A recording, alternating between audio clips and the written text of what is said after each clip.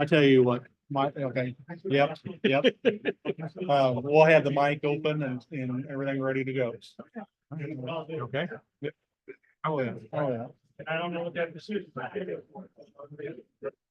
Has it been 10 minutes yet?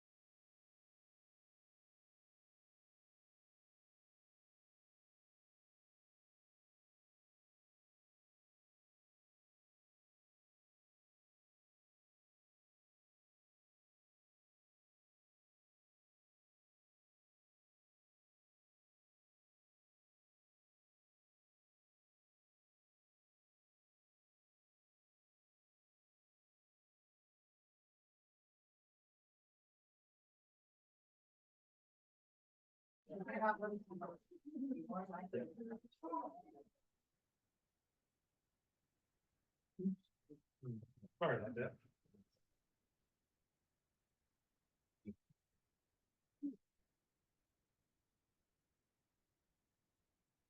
Oh.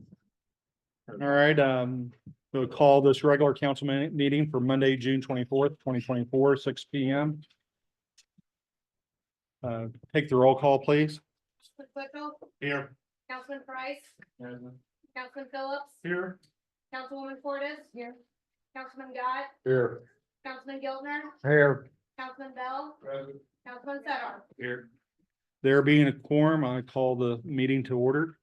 I will first ask for invocation to be presented, and then we'll come back around to an open forum after we do the pledge.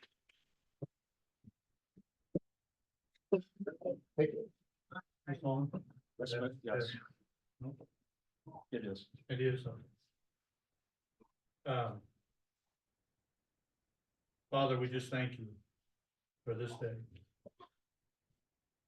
Lord, I came in here and I could feel the tension in this room, and I don't know the details, and I don't have to, you do. But Lord, I know that your will is not for us to have tension in our lives. So Lord, I just ask you to help us to calm this place, to give us your peace in this place. Lord, let them, all the tension, all the strife, all the thoughts that may be trying to go through people's minds right now, we give them to you. And Lord, I ask you to help this council. I ask you to help these people. Because regardless of our differences, we do have one thing in mind, and that is to make this place, this town, this community a better place. So Lord, we ask you to help us with that. Give us your peace and your guidance and your direction. In Jesus' name we pray. Amen. Amen. Councilman Bell, would you lead us in the pledge of allegiance?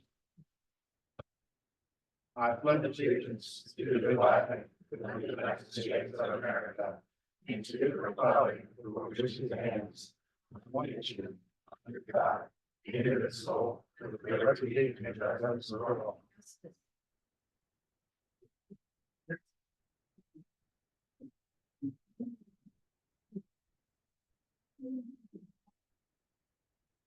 Council, as far as approval of the agenda, we do have a couple items that we'd like to add to the agenda. Brent Ingles presentation for the museum. And then also Bill Suddarth, a presentation under new business. I would like to place Brent, the next item of the agenda, if the council would entertain. I entertain a motion to approve the modified agenda. Make a motion. Second, any discussion? All those in favor say yes. Yes. Opposed, like sign. Motion carries. Brent? Thank you very much. I am Brent Engel, the president of the Louisiana Area Historical Museum. We're getting ready to embark on yet another huge renovation project. It's 3 phases. The first phase will be replacement of the front facade. Our estimated cost there is anywhere from $44,000 to $72,000, depending upon the option we decide to take.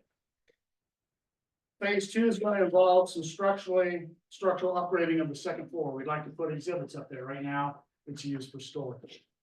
And the third phase would be the removal of a non-supporting wall in the west wing of the first floor. Our contractor is going to be Joe Petty Construction LLC of Pittsfield. They are licensed in Missouri.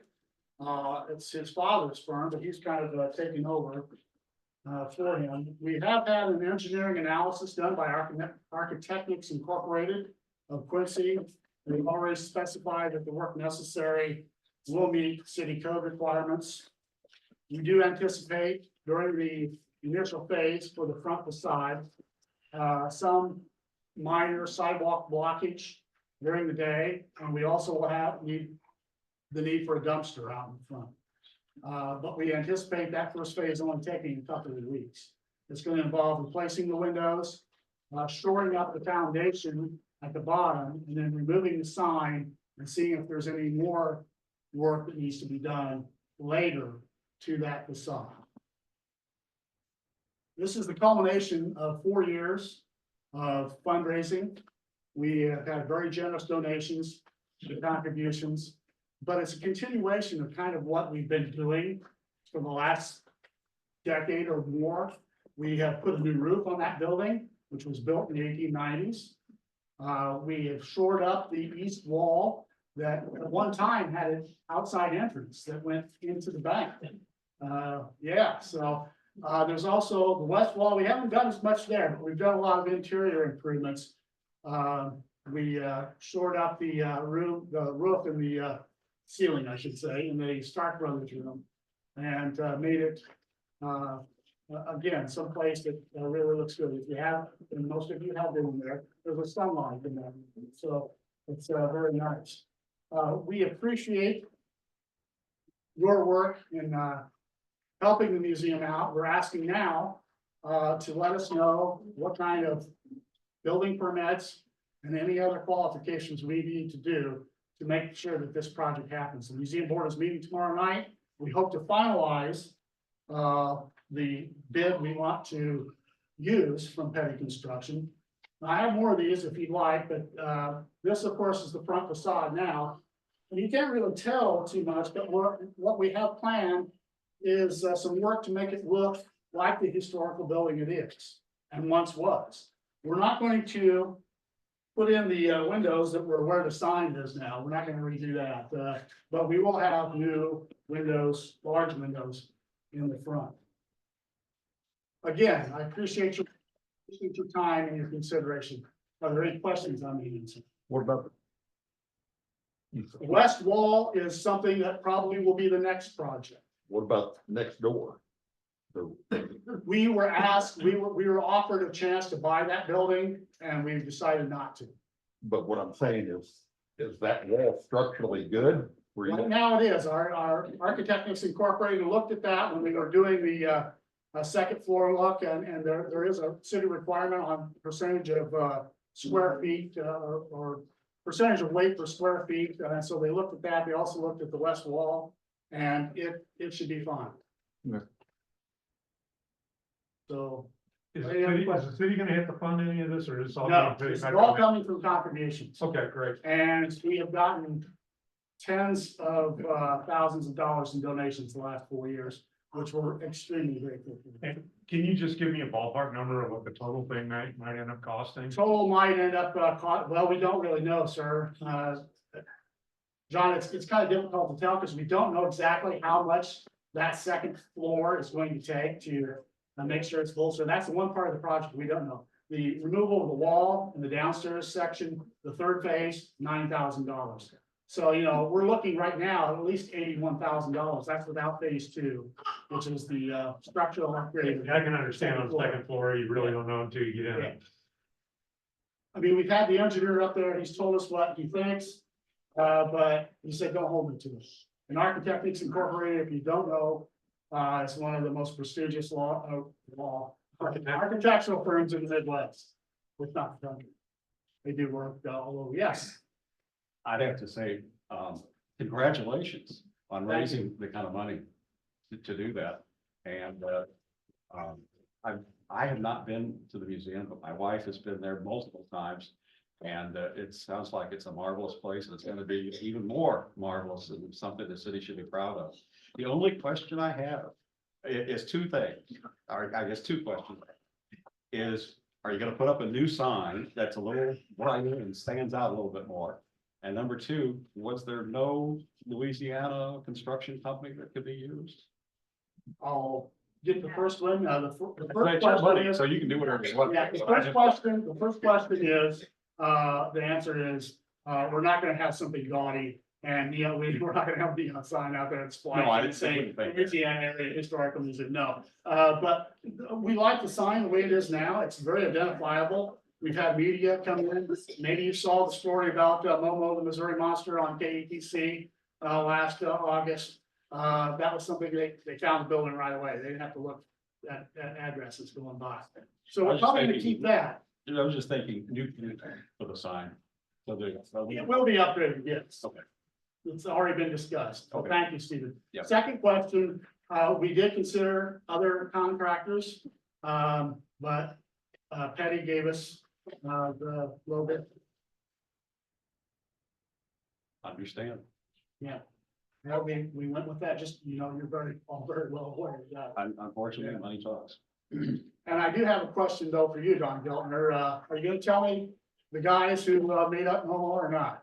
Traditionally, he has not. He will not say who engineered the Momo plot. You know, if you do, we can make an exhibit out of it at the museum and have a grand reopening. He's gonna stay silent. I know he would. Anything else? Nice try. Just let us know, Mayor, or have someone from City Hall contact us later in the week, or I can call and we can find out exactly what specific building permits and guidelines we have to follow. Because again, we're gonna have the sidewalk block on weekdays when they're there for probably a couple weeks. We're gonna also have to probably have a dumpster out front. We could put it out back, but it's more than likely gonna go out front. Will do. Appreciate it, Brett. Thank you. Okay, one thing, council, go back to the open forum. We will allow 2 minutes for anyone to speak to the council in regards to anything that is on the agenda. So if there's anyone that would like to speak before the council, come up here and state your name and what item of an agenda you're going to talk about. Is it on their agenda about the campsites? No. No. Anybody else? I'd like to make a quick comment on the library board ordinance. I was looking at it and saw that it's saying they have to be open a minimum of 5 days per week. I do hope the council is considering, I have many prior discussion. I hope the council is considering adding some funds, because if they have to be open 5 days, but they've got the same resources, we may end up with, instead of 2 days of, totaling 10 hours, maybe we only get 5 days totaling 2 hours or something. So I just hope that's part of your discussion, man. All it had. Be excellent. All right, thank you. Yeah, anybody else? All right, thank you. Next item on the agenda is approval of the minutes, May 28th, 2024, regular council meeting. No, his is under new business. We're under new business. Yeah. So, under new business. Okay. We got another presentation that we'll be presenting under new business. So approval of the minutes, May 28th, 2024, regular council meeting. Second. Any discussion? All those in favor say yes. Yes. Opposed, like sign. Motion carries. All right, so mayor's report, committee member appointments. I do have 2 for the tourism commission. I do Arroyo Bauer, if I can pronounce his name. His family owns the River's Edge Hotel. And then also Lisa Teradas. She is the manager for the Bed and Breakfast and Arcade Restaurant. I'd like to appoint those 2 to the tourism commission. Can With- you say those names one more time, maybe even spell? I can spell them, right? So Arion is Aryon. Last name is Vohra. And then Lisa is Liza. Last name is Tejada.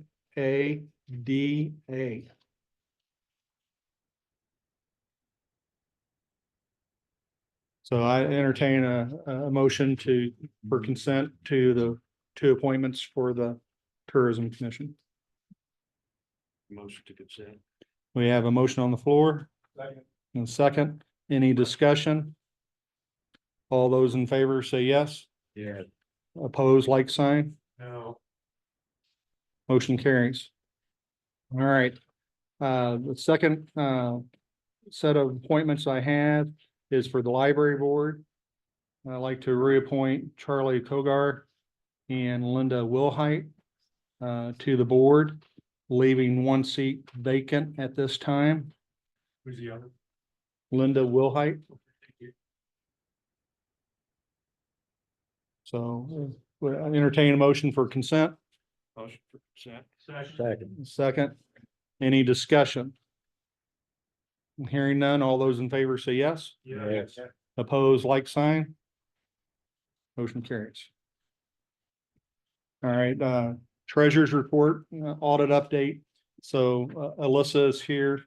Alyssa and April both have been busy down in the office, dealing with our state auditors and also dealing with our internal audit that we've contracted out for auditing purposes of our finances. And she's here to answer any questions that you may have. As far as the report's going to be delayed due to the lack of timing to have a report prepared, because our water office, we had a personnel turnover, and we're dealing with closing out accounts payable and balancing the accounts for the water office, because we do account paybacks through the city. So the report's going to be delayed approximately 2 weeks for that. But she is present to answer any questions on the audit update. What little I know right now is that the state auditors are requesting further information, further detail. They're going back to 2015.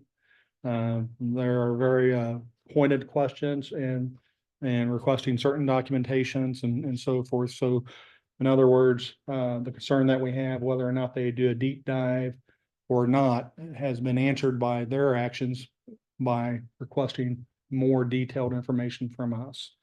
So as far as our internal audit through the contractor that we've hired with Tim Fitzgerald, he is anticipated to close out his report and have ready to us, what was it, by this Friday. So he asked it for some more pertinent information that may relate to some of the state auditor's findings, just to coincide with his report. So that should be ready for our review anyway Friday. Are there any questions for the treasurer? I'm hearing none. Miko Riverfront Survey. So we did receive an email from Miko. They do have the north end and the south end surveyed.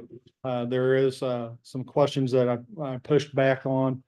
That would include the property where the boat club is and the original water intake for our water treatment plant. I see initially not included in the survey. Our whole intent is to include the whole riverfront from the original water intake all the way down to the Burlington Northern's property line. So they do have some questions that they've been in contact with the Corps of Engineers, and they anticipate completion of this within about a week or so, once they get the information from the Corps. All right, the next item is the water treatment plant. Council, there is a packet in here that was provided from the chief operator of the wastewater plant. And I believe it's in a form of a resolution that will be brought up under new business. But they do have feedback from Huber, the contractor who manufactures the equipment of the auger system of the waste removal system that we currently had, that's been out of service for approximately 3 years now. And so the final cost for the parts is approximately $50,075, including labor. We're looking at $58,068.25. That will be brought up under a new business with resolution 17-2024.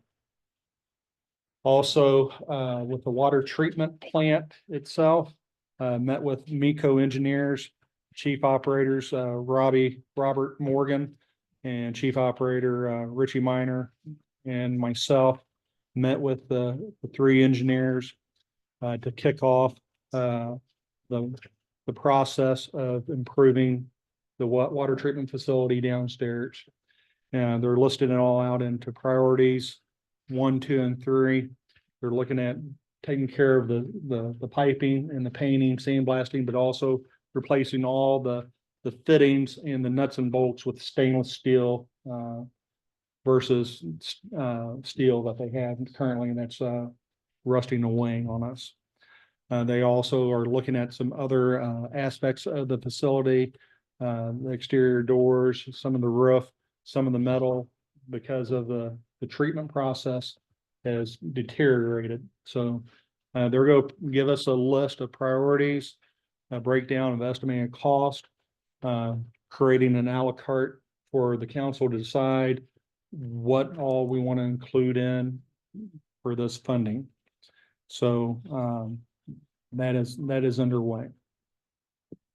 Any questions on either the water treatment or the wastewater treatment facilities as far as information? So with the wastewater treatment, with these improvements, we should be up to DNR code, and we should be set for a few more years. Yeah, so previously, the equipment, speaking with the chief operator, the equipment is designed to be annually maintained and taken down, torn apart. And ever since the new updated plant's been in operation, that's never occurred. So now part of the completion of this project, we'll be looking at entertaining a contract with Hubert to come in and provide the annual maintenance of that system. So that's something that we're looking at doing. So yes, it will be up to current. The plant is designed with all the equipment that it has now. And if we was to change the auger system for lifting up solids, we would have to bring it before DNR and request approval. Because we even contemplated reviewing that process and see if there's a better way of doing it. But the outlay of engineering and cost would far exceed just replacing the auger system that we have now that's already approved by DNR. As DNR, well, what word? Have they been agreeable to our timetable, or are they threatening fines? So there's no findings by DNR for the system, because we kind of self-reported ourselves with this. So about 6 months ago, 8 months ago, we asked DNR to come in and an audit of our systems and inspection of our systems, and we've discovered several things that's being addressed. So no, there's no findings right now that's on paper for us. Any other questions? Okay, police chief's report. Mayor, council members. During last month, we've been working closely with Regis to get our new records management system up and running by the end of the month. Chase has been instrumental in assisting with this task. It's all up and running, and we are awaiting the instructional phase of it now so that we can have it completed by the June 30th cutoff for Omnivore. We're awaiting our laptop mounts to get them installed in the vehicles. We have all the other equipment, including the wireless hotspots, so we can have our cards up to date. We've now hit 4 full-time officers with Dalen Green coming on as detective. And I'm gonna amend this, the public safety meeting that we had prior to this, I believe that Mr. Giltner will have some recommendations as far as filling the other positions that we talked about forthcoming. We also have 3 applicants for the academy that we are going to work on getting interviewed and set up to go to the academy. If they pass everything, that'll hopefully get us more up to speed and up to full staff. Have a question? Any questions for the chief of police? Sir. Seem to be quite loquacious this evening, sorry. I've had several people stop me wanting to know about speeding on Georgia Street. And since I personally do not want to see speed bumps go in, nor do I want to see any more traffic lights go in. It's one of the really nice things about Louisiana. Where are we on giving tickets? Since that seems to be the other last alternative to keep people slowing down. Well, there's been quite an uptick in those, which you'll see in the report that I gave you. Okay. And that we're addressing that issue.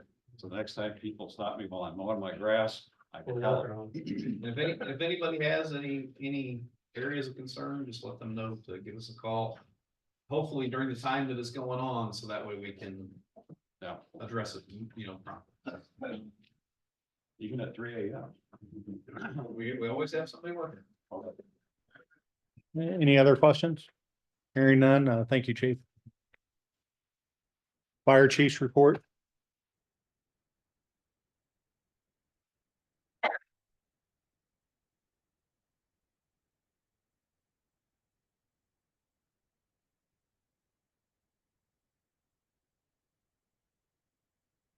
Since the last meeting, call wise, we had 19 medical calls, 2 motor vehicle accidents, 1 animal rescue, 1 structure fire, 1 carbon monoxide alarm.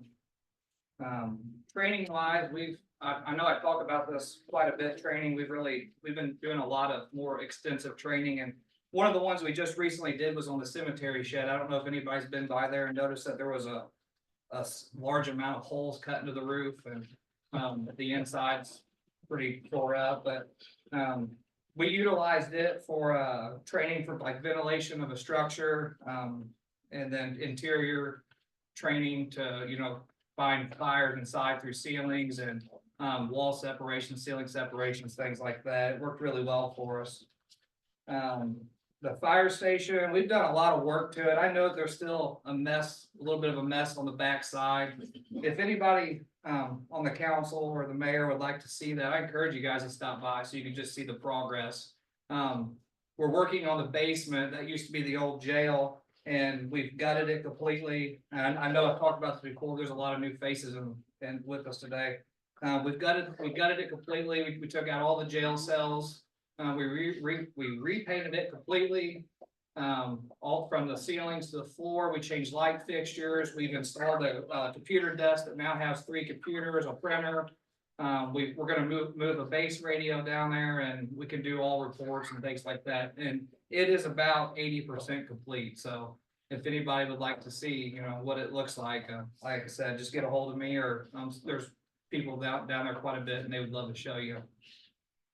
I had a citizen reach out to me. I took and I ran with it. They reached out to me, forwarded me an email for a company that donates pet O2 masks for fire departments. So if there's a structure fire and there's a pet inside, we get them out and they're down from smoke inhalation, things like that. These masks are strictly for animals. So it was a completely donated thing. I did reach back, I did hear back from them, and they had told us that they were in the process of getting those to them, and they appreciate us reaching out. And I also did let that citizen know. I followed up with her and let her know that is is moving forward. And that's really all I have. It's been a little slower month. Chief, we have a resolution that's going to be brought up under new business. And now would be an opportunity for you to go over with the council, what all that entails. Okay. So to touch on that a little bit. So in 2018, we had gotten 15 new sets of gear. Since 2018, we saw a decline of personnel, up, down, up and down. Well, as of today, we're currently at 23. And NFPA says that it's a 10-year, life expectancy on the gear before you should upgrade. With the 15 sets that we had gotten, we currently have 8 people that are in expired gear. Matter of fact, some of them were actually donated from other departments and things like that. So I requested to kind of, I want to get out of this phase where we every 5 to 10 years, we take out a large amount of money and we take loans and we try to get everybody. So I want to get us into a rotation where every year we can afford to get 2 sets of gear and, just continue to do that. So we're not making payments on a large amount of things. So I shopped around, I called, I've got all the quotes right here, if anybody would like to see them. And I priced gear, which includes your coat and your pants. We also priced boots and gloves. And then in spring of 2025, NFPA is coming out with a new regulation for their particulate hoods. So I figured that we might as well just go ahead and get ahead of that requirement. And so I priced them on with that also. And we did 12 sets, and that will get all of our interior people that strictly are hands-on inside that will be, seeing the fire in their face. And I want to get everybody, I want to get everybody updated. So with that being said, do you want me to go over those? Or do you want to wait? No, only if there's a question. Are there any questions about what the chief has talked about as far as the process of bidding out or comparative pricing of the gear? So it's, sounds good. I think he's working in the right way, because this way it will be smaller amounts requested than a large amount every, 5, 6 years, whatever. I think this is wise. One of the things that I noticed is like, wow, that's a large number. And we haven't done anything on that for 5 years. I have to ask myself, what happened that hasn't been happening for the 5 years? That's not your fault. I mean, but I do have to say, the fact that we haven't done anything for that period of time now is really biting us in the butt, because we're now having to pay interest. And I really hate paying interest. I'll just go on record and say that. And we've got to work out some kind of every 18 months to 2 years, or 18 months, to 30 months or something, where we can be replacing stuff and not be paying interest on projects, because that is not the way that. How long ago in your helmet? We actually just bought a series of helmets ourselves with our own money. That was to get everybody updated and where they needed to be also. So clarifying that just for the record, you stated with your own money Money that we raise through barbecues and things like that. through your all's fundraisers. association. Yes. All right. I have a question. It's not related to the helmets, but it's something I've observed. Over the last week or so, driving around town, I noticed a lot of people burning large piles next to houses, especially in these windy conditions. Two particular instances stick out in my mind. And what can we do about that? I mean, that's a safety issue, especially the one was close to a wooded area, and it was a really windy day, and my fear was that, the embers could burn it and go in there with the underlying brush and stuff and cause a real problem. What can we do about that? It's hard to enforce it because it's their own property. Yeah. And what they do, all we can do really is just promote fire safety. Just push them in the right direction, not to do things like that. And I don't know if you've noticed, but in the last 6 months, just in general, the fire department has been more involved within the city than they have in several years. So we've been a lot of school functions with kids, we've been where parents are and adults and things like that. We've been to the churches. And overall, we're trying to get out there and to push for this. To touch a little bit more on promoting fire safety. One of the other things, I've been in contact with the school. We're gonna get back into going back to the school. We're gonna push for, fire safety week and being there with kids and things like that. So there's really not much we can do about it, is what you're saying. I mean, Not unless it's, burning illegal stuff against our city ordinances.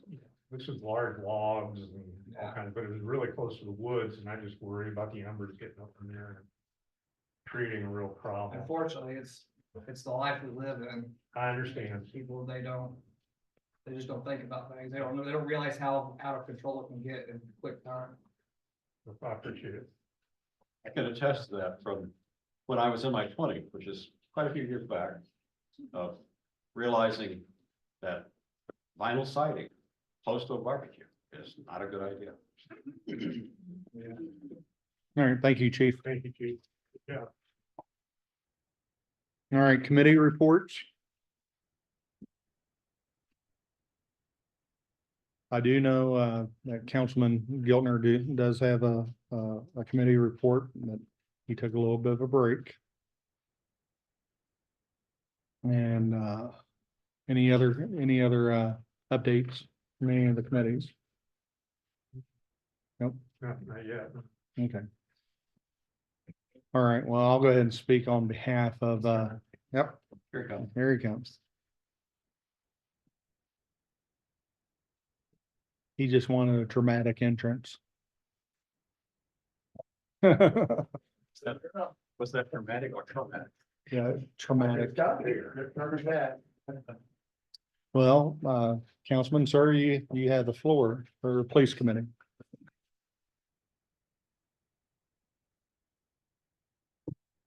I would like to,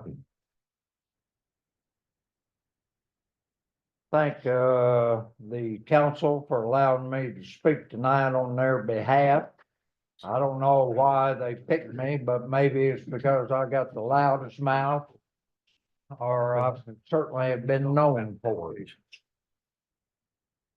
Before we get in, So. So. huh?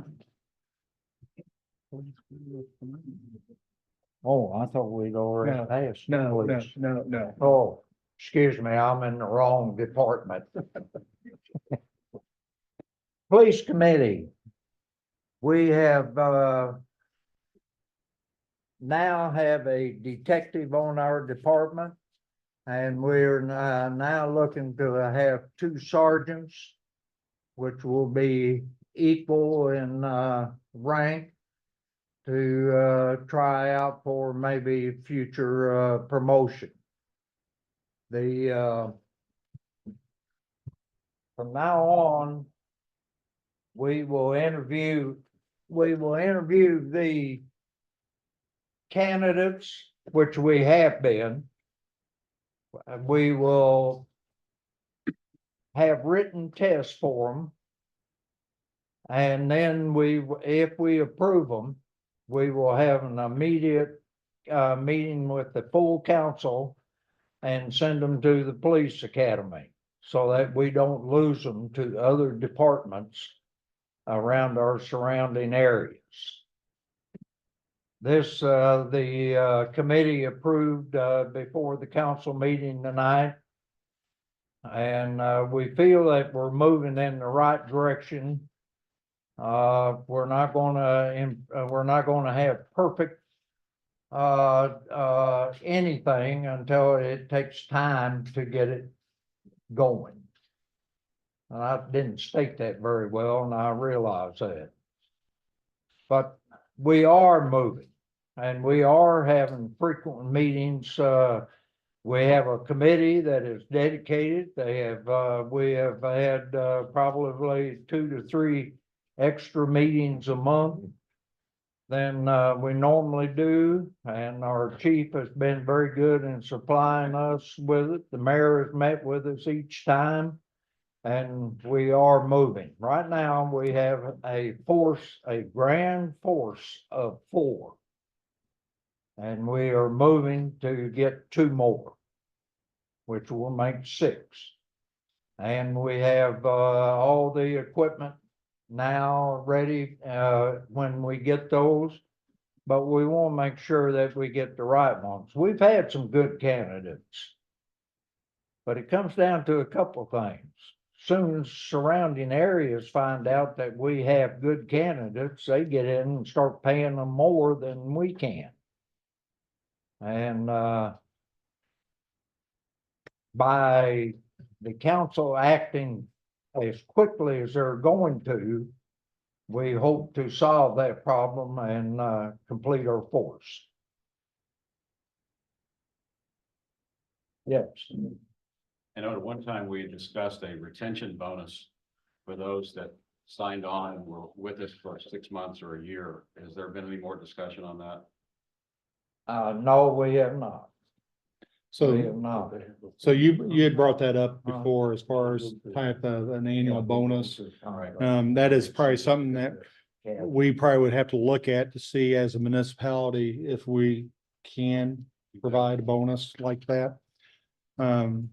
However, during the meeting and the committee did recommend 2 officers per promotion. Officer Anderson and Officer Kelly to sergeant. So with that, I bring before the council their recommendation, and I want to appoint these 2 to each to sergeant as a promotion through a process with consent of the council. So I entertain, we have a motion, Second. a second. Any discussion? All right, hearing none, take the roll call, please. Councilman Twitchell, Yes. Councilman Price, Yes. Councilman Phillips, Yes. Councilman Portis. Yes. Councilman Dodd, Yes. Councilman Giltner, Yes. Councilman Bell, Yes. Councilman Cedar. Motion carries. So at our next regular council, formalize the promotion with both officers. Okay. All right. Uh, sorry. You'll have an opportunity, under miscellaneous when we open the floor for the public. We are under, old business. Is there any outstanding old business the council wants to bring up? Hearing none, new business. Councilman, you have the floor again. I'm afraid to get up.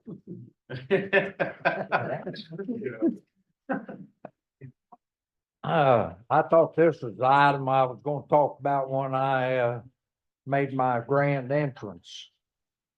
I would like to thank our Mayor Pro Tem and the council for asking me to speak in their behalf tonight. We have, the council, has, voted on the, issue that I'm gonna bring up, the presentation or the dedication that we're gonna have. But before we get into that, can you all hear me? Before we get into that, I want to take us down memory lane a little bit. Now, since my memory is very short because of age and so forth, it won't be too long. Memory lane. Less than 3 months ago, guess where we were in a council meeting? We were down in the basement.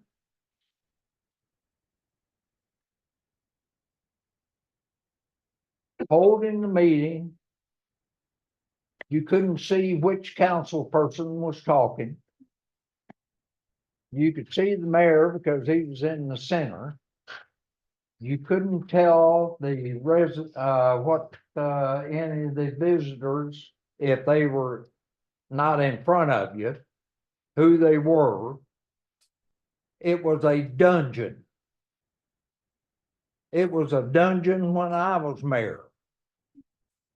I hated that place down there, and I think everybody that has been down there has the same feeling.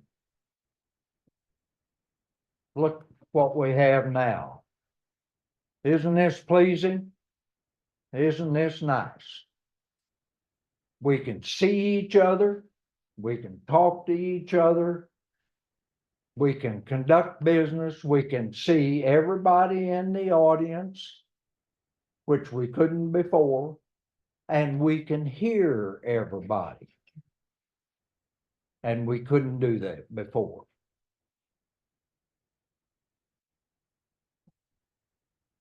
During the time from 3 months ago on, we have had this room renovated. The room was renovated. That took 3 offices or 3 rooms. And it was done by a couple people with no expense to the city, except whatever some of the materials we had. This is a pleasing atmosphere that we have now. I enjoy coming to the council meetings. I enjoy seeing people out in the audience. I enjoy seeing my fellow council people. I even enjoy seeing April. But it has made a more pleasing atmosphere to conduct business.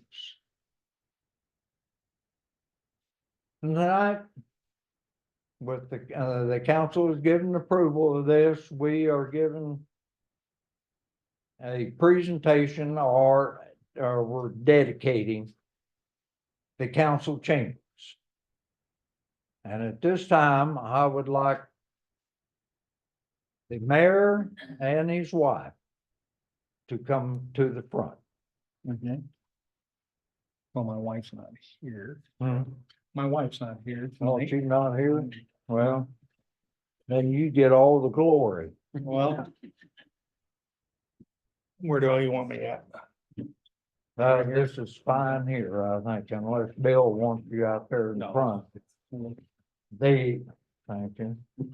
That's very nice of you. Huh? Oh, did I?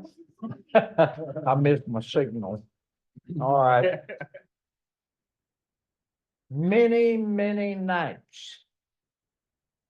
Many weekends. Many holidays. And many vacation days were spent by this man and his wife on doing this chamber, and they did it all. They did it all. They did the floor, the ceiling. Remember, these were 3 offices. And he built this, which is very nice. It also, he spent money out of his own pocket on a lot of items in this room, and not only in this room, but 4 offices downstairs. City clerk, the city administrator, the conference room, and the mayor's office, he redid. And with that, Mr. Mayor, the council wants to show their appreciation to you by naming this chamber, council chamber. And we have another person that will go with this, the same.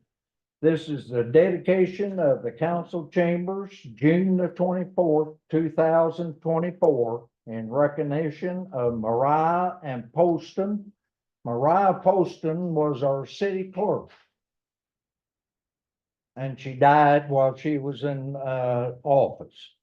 And so we thought it'd be fitting that this be named after her also. In recognition of Mariah Poston, special thanks to Tim and Sandy Carter. And I'd like to present this council. All right. Okay. That's it. Yep.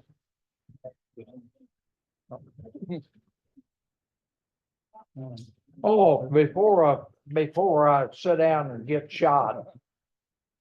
I also want to bring up another man that is actually louder than I am. Steve Twitchell.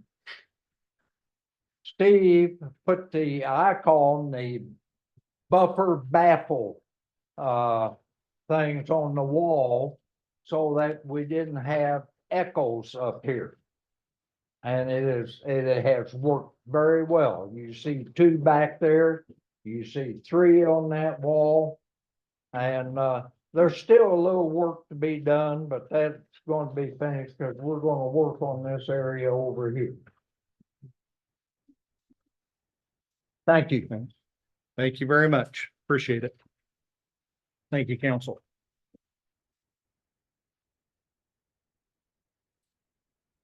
New business resolution 14-2024 wastewater repairs.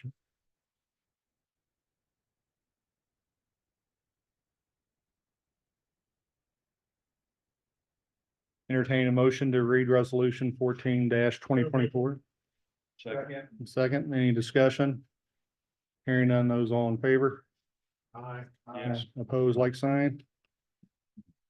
Resolution number 14-2024, resolution of the City of Louisiana Council and Mayor authorizing certain repairs for the wastewater treatment plant. Whereas the City Council and Mayor have agreed to expend up to $51,000 with Huber Technology Wastewater Solutions at 1009 Airline Parkway, Denver, Colorado. 28,037, whereas the amount of $43,282.09 is for replacement parts, whereas the difference of $7,717.91 is anticipated for installation cost. So I've kind of went backwards on that. Entertain a motion to approve the resolution. Okay. Do we have a first and a second? Is it roll call, please? Whittle, Yes. Councilman Price, Yeah. Councilman Phillips, Yes. Councilwoman Portis. Yeah. Councilman Guy, Yeah. Councilman Gilmer, Yes. Councilman Bell, Yeah. Councilman Sutter. Yes. Hereby it be resolved that resolution 14-2024 is duly approved and adopted. Perfect. Next item on the business is resolution 16-2024. A resolution of the City of Louisiana Council and Mayor authorizing the purchase of a state bid vehicle, whereas the City Council has authorized the mayor to make a purchase for a 2024 Ford Maverick Crew Cab 4x4 XLT trim from Joe Monkins Ford Lincoln at 1911 West Worley, Columbia, Missouri 65203. Whereas the amount total is $28,995. Now therefore be resolved, the City Council of the City of Louisiana, Pike County, Missouri as follows. Entertain a motion to approve. So moved.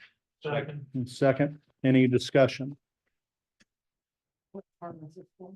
This is the wastewater.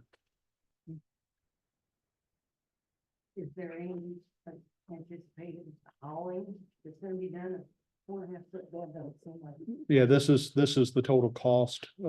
This is through the state bid of Missouri. So as far as hauling, Just Yes. wondering if it's efficient size Oh. vehicle. no, so basically wastewater, they don't haul materials. They do some job work, out of that, but it is a smaller vehicle because they travel to Hannibal and Troy periodically to take samples of their process to be to the labs for results.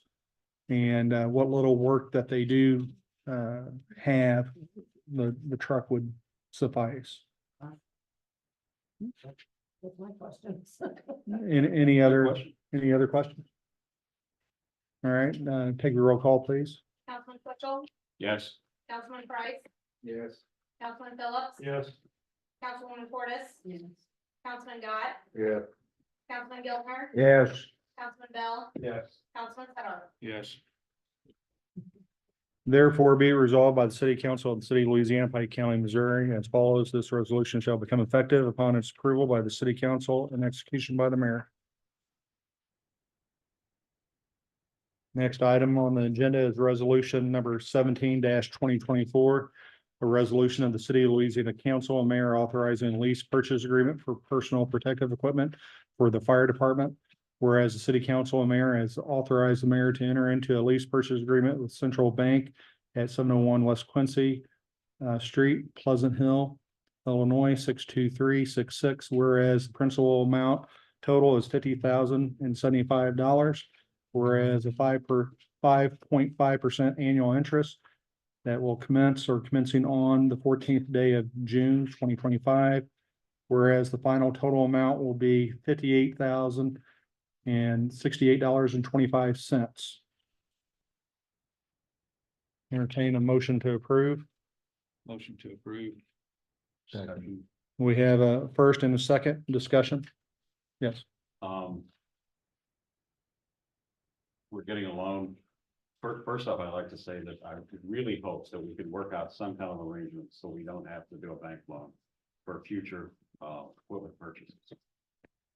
Second, I noticed that we're taking this loan out from folks in Pleasant Hill, Illinois, not locally. What do the two local banks have to say in terms of I can't get that rate. loan? So Hannibal National did not provide an offer, and the bank president, John Zimmer, today to get an answer, and he actually provided the best answer, and it's very legitimate. Uh, Banks that are S corporations versus C corporations cannot take a tax credit by loaning money to municipalities, whereas a C corporation will get a tax credit for doing that. So those type of companies, S corporations, have to charge a rate that is at the prime rate, which would be approximately like 8.25%.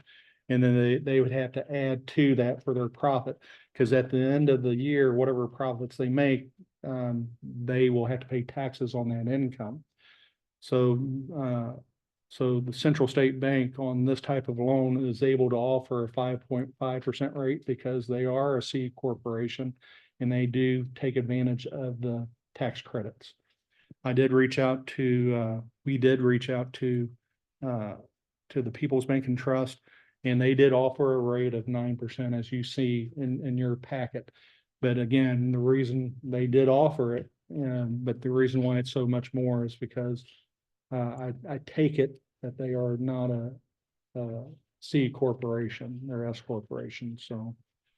But we did go out and reached out, and we also asked our city attorney to verify, all right, we're going across state lines to obtain financing. Are there any issues through Missouri statutes or anything of that nature? And there's not. Any other questions or discussion? Yeah, I just want to second what Councilman Rickles said here. Yeah, I don't think we want to get into the.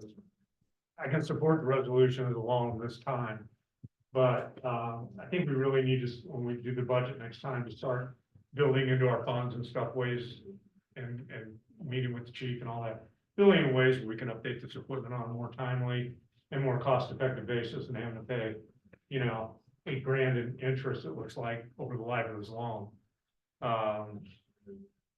Yeah, we have to do this, and I understand that, but I don't know if this is really fiscally prudent as we move forward in terms of public sector budgeting. So I just want to go on record with that.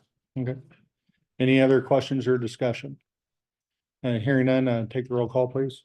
Councilman Twitchell, Yes. Councilman Price, Yes. Councilman Phillips, Yes, reluctantly. Councilman Portis, or Councilman Portis. Councilman Gott, Yes. Councilman Gilner, Yes. Councilman Bell, Yes. Councilman Fedor. Yes.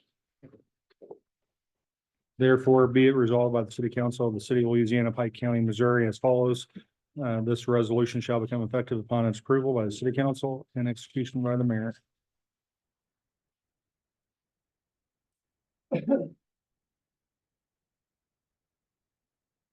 Next item up is Bill 7222. It's a bill which is read as an ordinance to amend chapter 140, library sections 140.020 and 140.030 of the municipal code of the city of Louisiana, county of Pike, Missouri. So council, does everyone have a copy of this? And everything, the changes, or I shouldn't say change, there's no changes in the ordinance. There are additions. The first section, 140.020, the change was adding where it states a minimum of 5 days per week. Talking about the library shall be dedicated to the use of the inhabitants of the city a minimum of 5 days per week. This was put in based on the council voting last week to add this language to section 140.020. Section 140.030 funds. Currently, the statutes and our ordinance states that all monies received for the library be deposited into the city treasury under its own library fund account. That's all funds, whether it's grant monies, whether it is bequest or anything. The only thing that would restrict that would be a will, a testament, where they would put that into a CD account and make it restricted, and then the interest from those type of funds would go into the city treasury for disbursement. So, after, you know, looking at, or excuse me, attending the library board meeting and looking at the process of how funds were being deposited into a reserve account versus the city treasury is in straight conflict with our statutes and with our ordinance. And it just wasn't clear as far as the reserve fund versus the treasury fund, whereas the actual statute and the actual ordinances says all funds go into the city treasury to be dispersed under its own separate fund labeled as library. So adding this addition was any bequest, donation, or trust funds received may be placed into a reserve account only to be utilized for capital improvements or major repairs of the library. Because any funds that is otherwise deposited into the library is used for its operational expenses. The Griffith will allows for its interest to be used for the operations of the library, excluding salaries. So we do not have an issue of a conflict with that. So what we're looking at doing there, the library board is sitting on approximately $104,000 in a checking account that may be bringing 2.25% interest. So hopefully with this will give the library board the ability to pull those funds and put them into a CD and make them more restricted and earning twice the interest rate that it's obtaining now. Only to so, and it'll make it, yeah, it will make them more money. So that's why that addition was put in under section 140.030. So I'm going to open the floor for Bill 7222 for any discussion. Yeah, I got a couple questions here. On section 140.020, minimum 5 days a week. And I see some language in there after that. However, to such reasonable rules and regulations, the library board of directors may adopt. So to me, we're setting a minimum, and I understand the bylaws of the library dictate that they have to be open a certain number of hours every week. But it seems to me that this language, and I'm not a lawyer, but it seems to me this language is contradictory in terms of we're going to set a minimum of 5 days a week, but then the library board of directors may adopt based on use of the library and reasonable rules and regulations. I don't quite understand how we define how those two reconcile with each other. And then secondly, in 140.030, any bequest, donation, or trust funds received may be placed. Now, I understand the Griffin account can be used for salaries, but I also understand that there are other reserved accounts that can only be used for capital improvements. Who makes the decision as to whether the funds will be placed into the reserve account or into another account as articulated underneath that language with respect to that language? So to address that, current ordinance and current statute states that all funds go into the city treasury and be dispersed by the city treasury. So there's no specific guidance even in the bylaws of the library or any documentation that I could obtain to, you know, we don't even know really how we got to the point to where we have a separate reserve account. All right. And we do have some members of the library board here that, you know, they may want to address the subject. But the whole thing is with this addition, we are actually allowing under ordinance that the library board of directors can or may make that decision to have a reserve or restricted account. Whereas there's nothing in writing, but in statutes or ordinances allowing that, and it's not even in their current bylaws. So right now, our treasurer would receive deposits from the head librarian, and the head librarian would dictate which accounts this goes into. We have a general account of the city that we have an isolated library fund that's we budget. And then there's a checking account that is strictly reserved for the library. So. Is that the 104,000? Yes, yes. So the intent really is to give the library board the tools to pull those monies out of their reserve and place them into a more restricted account, CD account. All operations of the library, buying books or improvements to the building or anything, should be coming out of the general accounts that the city maintains. We do maintain their checking account as well. We are the signatures, we are the authority over their checking account. But really looking at that large amount being in a general regular checking account, drawing 2.25% interest and using funds out of that account to pay for books or to pay for general items that aren't necessarily classified as a capital improvement or a major expense. So it's like we're operating on two different books. What about liquidity though? With that 104,000, if you had an expense, I mean, most CDs are restricted in terms of being able to access. the funds. So, I mean, that's up to the board to shop around and to figure out which CDs they want to go to. Most CDs that I'm aware of, and anyone can contradict me on this, but most CDs can be accessed, but there might be a penalty of accessing it. But I wouldn't put all the funds, and this is up to the board. I wouldn't put all the funds in one CD. I'd split it No, I up wouldn't either. and split the months. One may be 6 months, and the other one may be 12 months, whatever they, yeah, But whatever they. This doesn't jeopardize this reserve account that's been set up by, my understanding is wills and trusts and bequests. Yep. That are specifically for capital So improvement. let me give you an example. The Griffith will specifically states that they can only access the interest, annual interest or monthly interest that it may bring in. And that's about $200 a month roughly. Right now, they take that $200 out of that CD. It's currently in a CD and they put it into this reserve. Well, it's meant to be used for the operations and use of the library.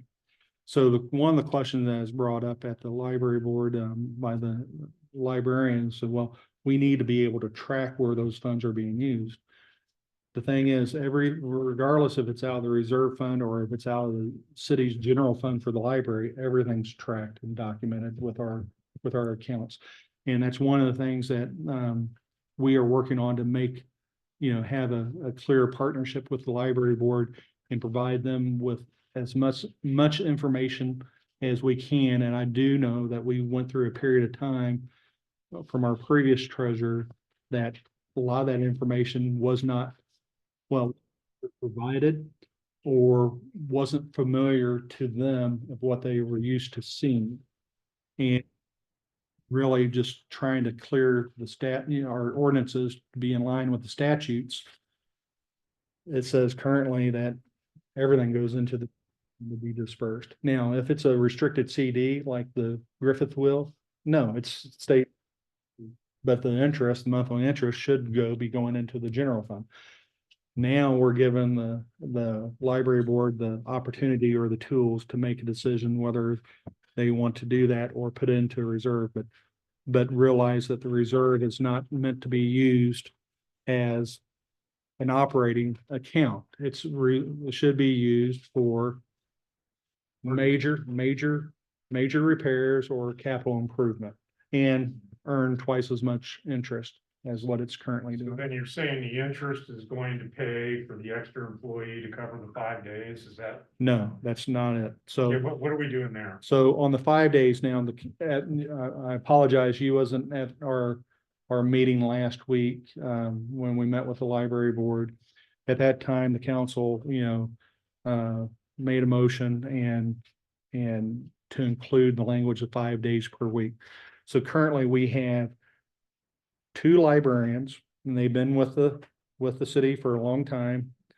and don't have anything negative to say about our librarians or the library services that it provides.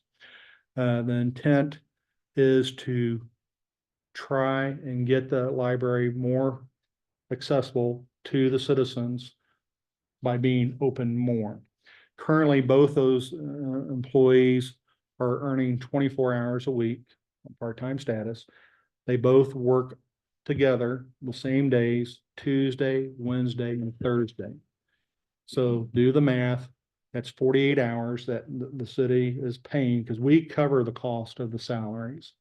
The library funding does not cover the cost of the salaries.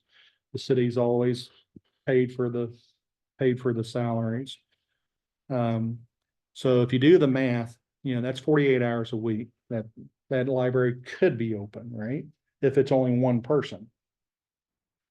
So the thought process is to the first thought process was split up the schedule where it could be covered, each days. And then the other thought process, well, all right, we could narrow the hours to 6 hours per day, Tuesday, Wednesday, and Thursday, and then open it up on Monday and just be open 4 days a week and hire 2 additional people, 6 hours, each time. So there's always 2 people on duty. So, and that may be more tolerable than the 5 days a week, right? And also I came to my knowledge, that the library is actually open 21 hours a week, not 24 hours a week, even though we've been paying for 24 hours for each employee. The library is only open 21 hours. So that's an adjustment that's probably going to be made on our part to make sure that we pay accordingly. But that's where we're at. And the reason why you see the 5 days per week in the language right now is because the council voted to have that language drafted. Any other discussion? Now if the council don't have any objection, I would allow any of the library board members to address the council if they so wish. That's one thing I will tell you.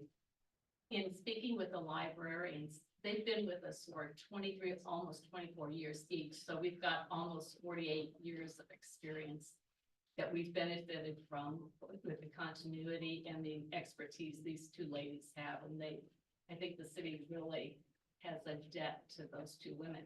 When they realized, and we've talked about this, we've been dealing with having more hours, but we were concerned that we didn't have enough money.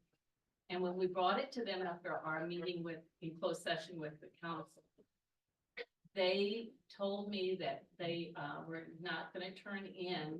They were why you have a discrepancy is they were coming in, turning on the computers, getting the lights on, turning the alarm systems off, getting everything ready half an hour before, and then a half an hour after to close out and secure the building. So that's the discrepancy. But they said from now on, and that was last week's meeting, they said we will not turn those in. So we would have an additional 6 hours to work with to help. Because we wanted to have some evening hours. We didn't want to just limit to days. We've been grappling with this. We've done surveys. We surveyed the school district, the teachers, the administrators, the parents. We attended the open house last year. We took some of the STEM sets to the elementary school to show parents what's available at the library. We've done that outreach trying to see what worked for them. We surveyed the parents. And when the school district, because of financial cuts to cut back to 40, then we started last year talking about trying to be open on Monday, but we didn't know how we could finance that. So this has been an issue that we've been grappling with and trying to address, because it states in here that we have to serve the community as best as we can for the most people. Now, I sometimes want to go at 9 o'clock and get a book, but that ain't gonna work because Pat's the only one who has to do that. So we've got to do what works for the most people, and we're willing to do that, and we would like to try on Monday. But we found that we've been keeping statistics on this. Saturdays, people don't come in. Friday, they're going to the football games or people weren't coming. So Holly's kept track for over 20 years of when people come through that door. We know the times that people are there, and that's what we want to try to address, but we're not going to be locked into that. Now that things have changed, the schools are out on Monday. We'd like to try Monday. We're kind of thinking that might be a good time. But we also want to try an evening. We'd really like to have some evening hours, or at least till maybe 6 or 6:30. So we don't want to be locked in to 5 days. We'd like to have more flexibility in our decision, but we are with you. We're trying to figure out a way to extend hours. But we just have felt that we were crunched by money. And we are not a money-making part of the city. We are a service, and we are providing an outstanding service, I think, with our tiny little library to this community. We offer services that aren't available anywhere, fax machines, copying, things that people can't do. One of the young people who's graduated here was we had to wait on our meeting. He had stuff spread all out. He said, well, I thought I was at the library, I could do that. So we're having a meeting in here, so you have to move over to the other table. But so I think that our young people who do come, and they have that sense, it's a very homey atmosphere. People feel friendly and safe there. They can come in and do what they need to do. So we want to maintain that, but it's always a question of the dollars. So, the other issue that I personally have is the standard of service. And I'm just speaking for myself now. I don't want that. I don't want only one person in there. That bothers me for safety as well. So, we have a lot of issues that we're worried about there, and, but we're trying to be open as much as we can. This is not new to us. As I said, we've got statistics. We've been working on this, trying to figure out the best way to use the few dollars that we do have in our budget. So a question for the library board. They have, as of yet, they have not made taken any vote on doing anything to change anything until this council comes up with whatever we're going to come up with. Is that correct? Well, as you know, but Yeah, so that's I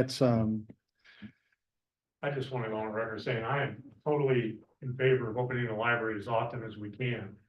My problem with this is I have a real problem using interest payments and that kind of thing to pay salaries. I think that should be something that the city budgets for, and this extra money should be used for other things. For those reasons, I don't think I can support this bill. so you need to be corrected on your statement. Okay, that's fine. Because the money from the interest does not pay salaries. We cannot use it for salaries. Okay, Right now, the library roughly between all the tax funds that it receives is anywhere from $38,000 to $42,000 a year. And that the library operates off more than $32,000 to $48,000 a year. The city's general fund picks up that difference. So at any point that the library is self-sufficient, if they are at that point self-sufficient and we're paying monies for salaries, then that's an issue.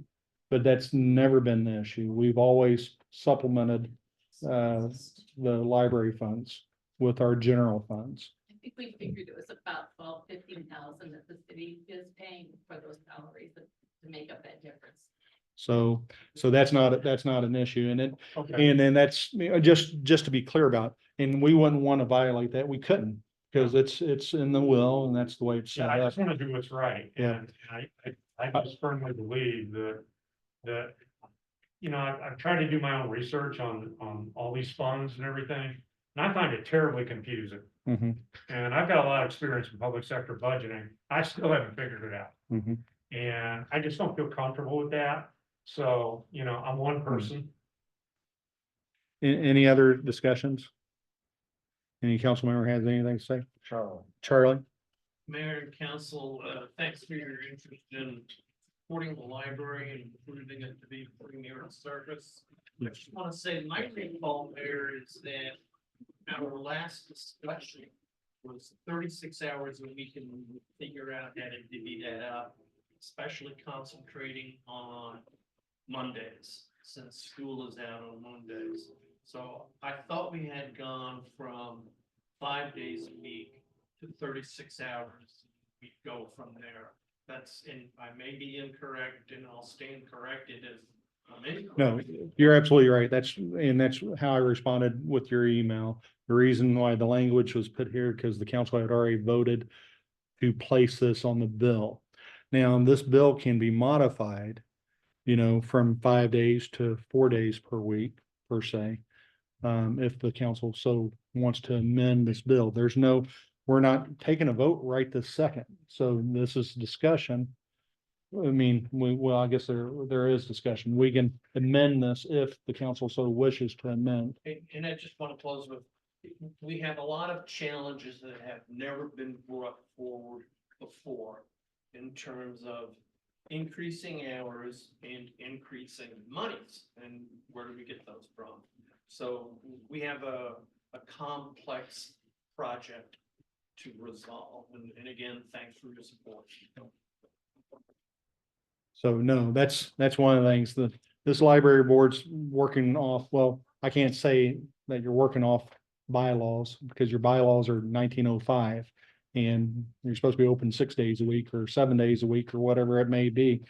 So that's one of the tasks that I asked the library to work on, is to update their bylaws and bring it into the modern times, so to speak. But no, I think everyone, if no one's not really aware of the history of our library, and I'm not going to be a perfect person to quote it, but this is a Carnegie library. This was a citizen initiative back in the early 1900s to obtain this public library. And they reached out and received funding from Carnegie. So it's one of the Carnegie libraries.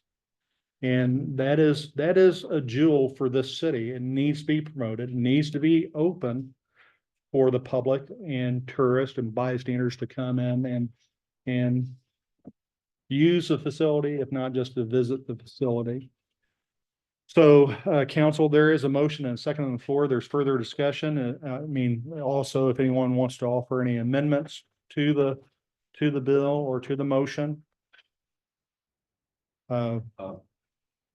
It seems to me, just as more discussion here, that we're looking at 6 days, or rather 5 days a week. And let's say we do 1 to 7, which seems to like it would cover what Pat was wanting to do with evening hours. That would be 30 hours a week times 2 people is 60 hours. We've already set for 48 hours. That means we're 12 hours short. Is that something the city could pick up? I don't have those numbers in front of me. Yeah. But if they remain part-time hours without benefits, probably so. But that's just a loose knowledge of what I have, as far as the budget. It's not budgeted for, but we could sustain it and revisit it at the mid-year budget if we need to transfer funds, or if the library board wants to keep in place what they currently have in the budget for reserves that was mistakenly kind of put in by the, for the council, the $37,000, and we can dive into that. But I guess with that in mind, I would say yes. Now, after giving it thought, yes, we could sustain that. We'd have to revisit it in the mid-year budget and see where we're at and how we move forward, for the following years. Yeah, so that's one of the things I mentioned, is if there's a single person in the library, moving our IT person's office over there, if it's a security issue. I do have a problem, and I don't I don't mean to make it public, but I'm going to make it public. I do have a concern with the numbers that's being reported as far as activities daily for the library. And I will, yeah, we'll address that another time because it's not really relevant now, but it is relevant as far as security issues and busyness of the library. I don't visit the library every day, but whenever I do, I doubt the numbers that's being provided that for the daily attendance. I mean, I seriously do. It's not to say anything negative, even though it is a negative gesture, but to answer your question, yes, there are options that we can put a city employee over there for security issues or to answer a phone or something of that nature. But those, and I want to be clear about that, those are only determined by that library board, what they're willing to accept, what we offer them to do that. All right. Any other questions? I'm the culprit that made the motion for the library to be open 5 days a week. The reason I made that motion and it passed was that I'm afraid that by us going from 5 to 3, when are we going from 3 to 2 to 1 and then eventually no library? Not here, not with what we have. It seems to me that the library board is working very hard on trying to work out a solution, and I think the council is willing to work with you on this. I just did not want to take the chance or see the chance of that library closing somewhere down the road. There's too many communities, even around us, that their library doors are locked. And that's not the answer. So, Mr. Mayor, I will not ask that my motion be withdrawn, but I ask that we give it more time to try to work out a little more. See if the solution can be worked out. Okay. Let me ask the city clerk, do we have a question on the floor right now? Is that in form of a motion? There's no motion or anything. Okay. So there's no question. So we got to ask it in question form. What are you wanting to do with this? We can make an amendment now, or we can table it till further or set it aside. I'd recommend that we table it and we can try to work out a period of time with the library board and then bring it back for a vote. I'll second that. Any discussion? I would like to make the motion, but I guess I'll lie, that we go for 5 days a week, 30 hours or 30 hours. Or 5 days a week with a total of 30 hours, but it would be 5 days. And that way, Steve, I agree, and I understand that, but I think that they haven't had they've come a long ways. I can already see that in the short period of time that we had that meeting. And I think with a little more time, let's see what comes out of that, and then we can come back and address it. Yeah, I don't want to take a chance of ever losing the library. neither do I. from what I can see, the dialogue here between the council and the board and the working relationship is really good.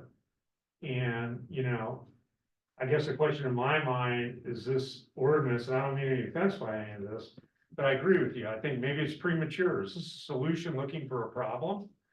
Or can we work together and figure this out and not even have to deal with this? No, but if we can't, then we Then we can this come step. back and address it and deal with it. But I agree. I think we need to Okay. have time on both sides. So, all right, I want to give each council person an opportunity. So, Council Price, Twitchell. Anybody else? I would like to have it in ordinance form that the library is open 5 days a week.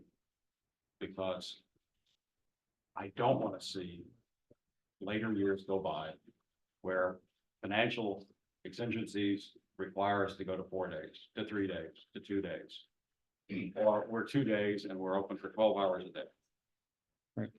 And that's why I almost don't even want to say the hours, except for the fact I also don't want to do 5 days a week and find out we're open 1 hour a day.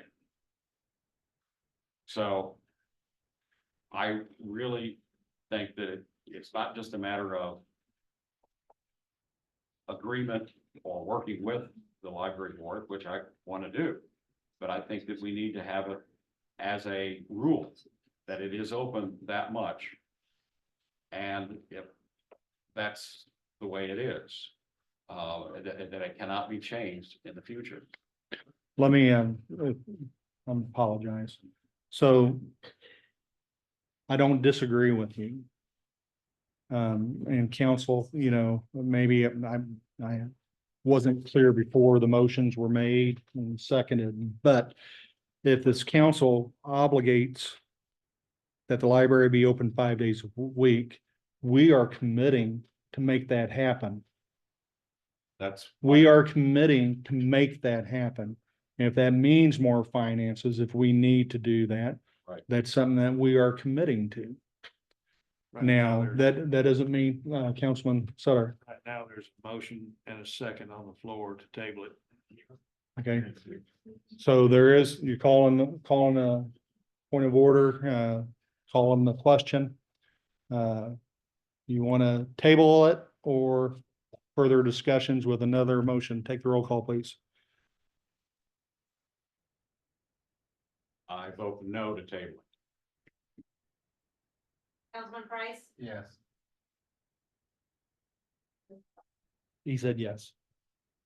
Councilman Phillips, Yes to table. Councilwoman Portis, I would like to table that for further discussion. Councilman Dodd, Yes. Councilman Giltner, Table. Councilman Bell, Yes. Councilman Sutter. Yes. The bill 7222 has been tabled. All right. Miscellaneous business. Is there any immediate clarification? All right, this time we will open the floor to the public for the public good. I do want to, before anyone steps up, I do want to admonish anybody stepping forward, given anything of a personal nature to any individual employees of the city or any potential legal actions involving the city or now or in the immediate future.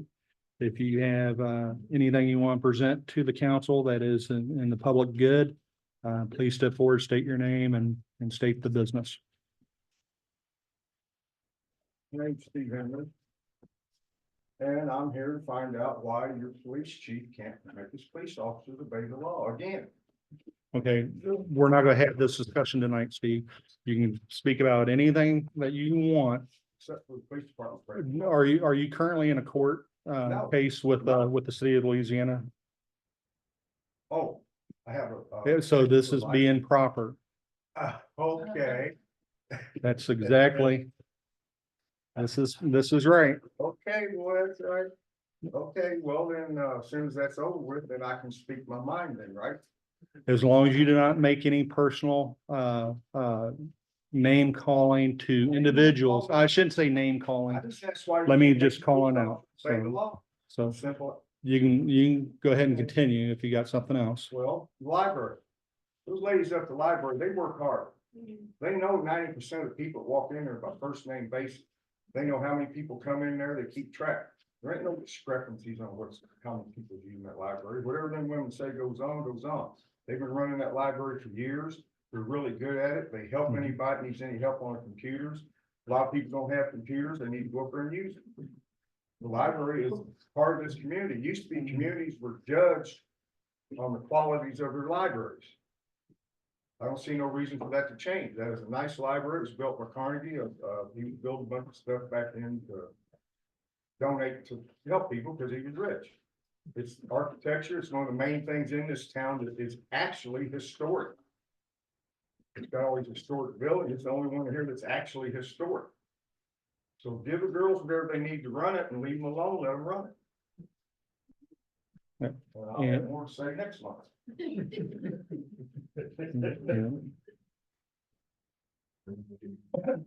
I'm Susan Frisch. Here, you can help me with this. Tim was talking about keeping the ordinances with the statute and making it. So when I'm looking at the tourism 67.1364, it states that the tourism commission shall have a representative of the hotel motel, which the lady, hopefully they will come, but she never showed up to one of our meetings last time. But, and was being aware of everything. It's not the same individual. It's not the same individual. Good, that's good. Okay, and then, it says that then the two of them should be in the tourism industry. So when we got clarification, and then Al said that it could be somebody in the restaurant and that kind of business or owned a store. And then the last is, the other two members shall be general business interest in the city. Does a city employee qualify as a general business person? Because we have a city employee, Chase is listed as one of them. And so that does not go. Also, if that's true, our ordinance is wrong and does not follow the statute. Because our ordinance says organizations, all kinds of different things that city employees.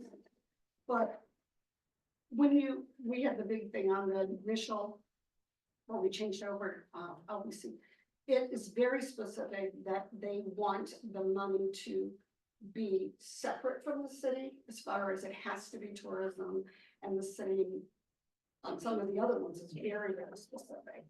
This one, I would like them to be a little more specific. But I don't think if Emily Sitton's still on that she would qualify as well. Because she doesn't have a business, where B has a business. Liza that's coming on is with the arcade, so they would have the hotel motel and the restaurant. Kaylee, they have the restaurant, I have a business. So that's just my question. It looks like, and Mary, I'll leave it to you, I'm not understanding that our ordinance is not in line with the statutes. So that would be something that is addressed. Just a quick response. So, first of all, Emily is no longer on the committee. But however, she was representing hotel motel. So the definition of, no, she was representing hotel motel, River's Edge. When she was appointed, River's Edge wanted her and stated that she could represent them. So the representation, just for clarification, representation, I mean, a congressman goes and represents every citizen, in our district. Doesn't mean that, I'm just saying so. Before another council meeting, you said, oh, we're not following that. And obviously our ordinance looks like we are not following it. So I think that needs to be looked at. So I want to mention. Thank you.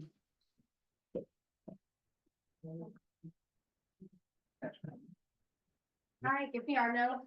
So I'd like to thank the council members who actually did vote to table the library bill, because it does sound like there's a great communication between the library board and members of the library and the council. And I feel like you guys should allow them a little more time to get their bylaws in order to help continue the library moving forward. It is a great asset to this community. My kid uses the library and it is fantastic. I feel like the bill you guys had presented to you was a little bit of a rush. I'm not sure why it was trying to be pushed so quickly on you guys. Especially if there is an open line of communication. So I really appreciate that the council actually was open to listening and hearing them out tonight. That was really great to hear for once. I appreciate that, you guys. And I'm sure other citizens do, because like you guys said, we don't want to see that close. That is a great asset to so many people who don't have computers or internet, or they need to do job applications. There's so many people who come into other local businesses asking, how do you do it? Everything's online nowadays, unfortunately, and they don't have that access. So the library board is, or the library is so important to have in a small community, like everybody pointed out. Other communities don't have one anymore. And for our small community to continue to have one is so important, even if it goes from 3 days to 4 days. Say Friday doesn't work out, that's fine. 4 days is better than 3, 3 is better than 2, and 2 is better than none. So, I mean, we have to keep an open mind. Open is open, open is better than nothing. Thank you. Can I respond? My response to that is, I agree. We need a library, and we need a library that's accessible and open for when people can use it. A lot of people can't use it because they're at work, and we need to have evening hours. We need to have evening hours on a regular basis. My point is, in not tabling it, is that things have a tendency in any committee, anywhere, in any government organization, not just here. I'm not saying it's here. That any organization, any committee, things have a tendency to bog down, and what should have taken a week takes a year. I don't want it to take a year. I want to see our library expand, grow, and be more accessible as soon as possible. And that's why I don't want to table it, because I'm afraid that things may slow down and nothing happens. Yeah, sure. No. Open the floor for someone else. I'm sorry, I apologize. You two can have a discussion afterwards, but I want to forward the opportunity to anyone else. Yeah. Is there anybody else?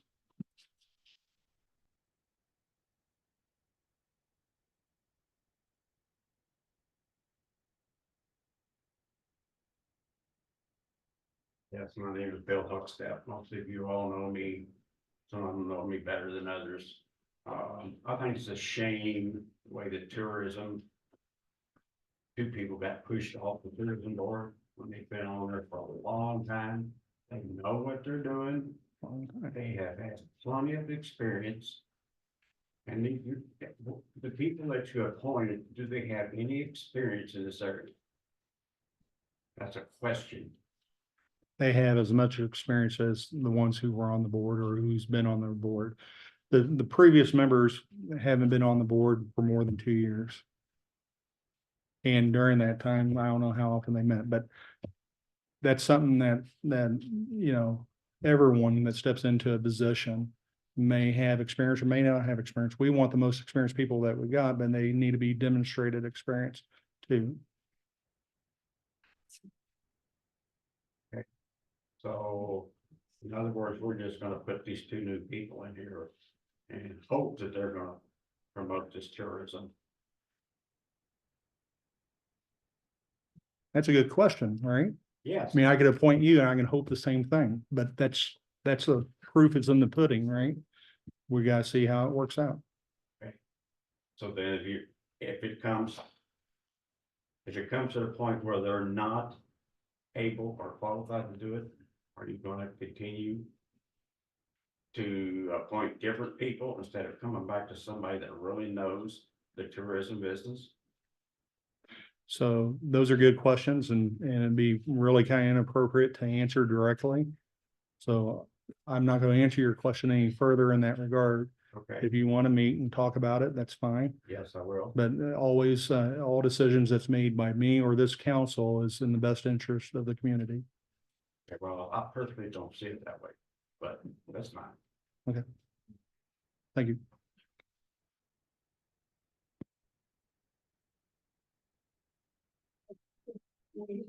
Susan, I don't want to shut you. This is not going to be a rhetorical question. All right, thank you. So- You can talk.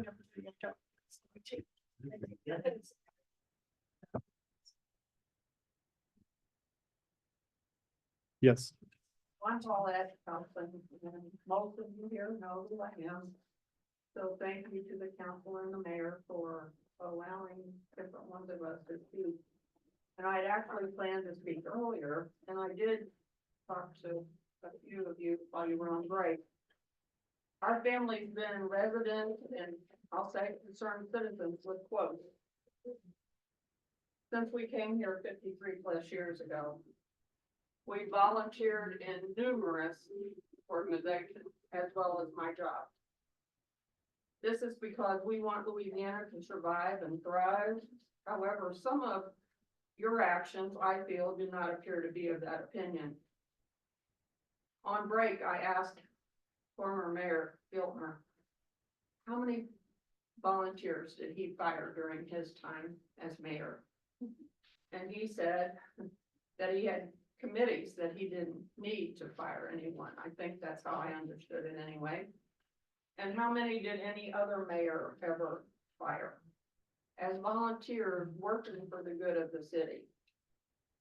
Most organizations, including ours, and you know I work at the hospital, value our volunteers and are thankful that we have them working to also build our reputation. But not only the volunteers, but our paid employees, because we're all part of what the community sees. And I feel all of you have been elected to serve all of us. But then you should value those people who want to help, want to volunteer, want to do, and I see other people here tonight that do that same thing on various committees. So not just me, I don't mean it that way, but I mean everyone who volunteers to do something for this city to make it better should be a valued person and valued for what they do for the city. Any other citizens? All right. Motion to adjourn. Also move. Second. All those in favor say yes. Yes. Votes present.